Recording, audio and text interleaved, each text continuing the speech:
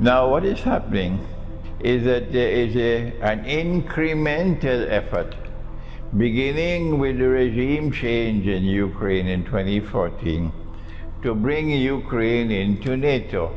If Ukraine ever becomes a NATO member state, then Russia will have NATO on its very border.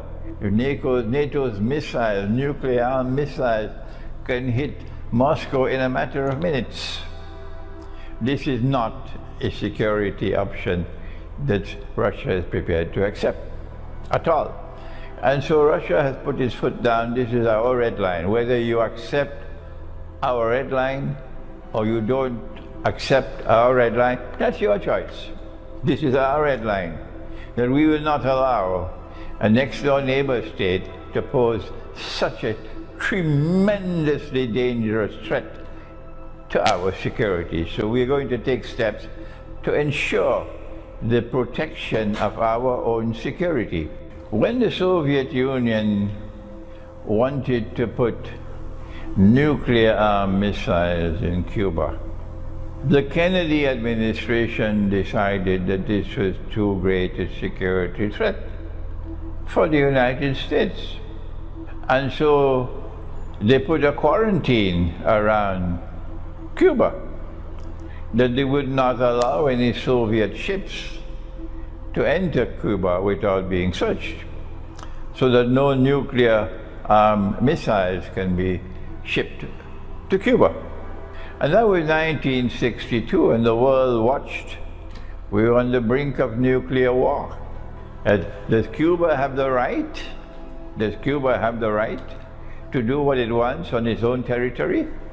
At that time, the United States says, no, Cuba does not have the right to pose a significant threat to the United States. And so the United States intervened, and American ships, the Navy, surrounded Cuba. And the Soviet ships were coming with missiles.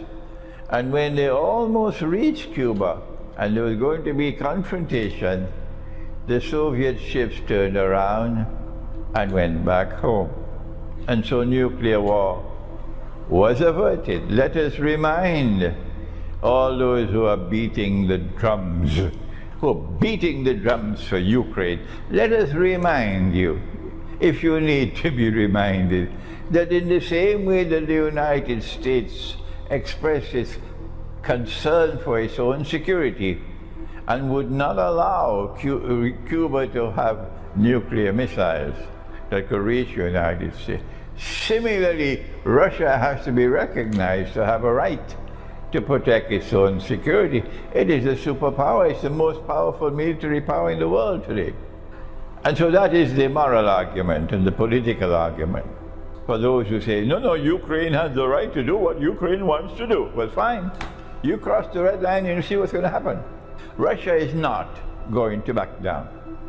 This is the first point I want to mention to you. So if these fools with a capital F in NATO decides to continue on this foolish path, they will take mankind to nuclear war, and they're the ones to be blamed for it.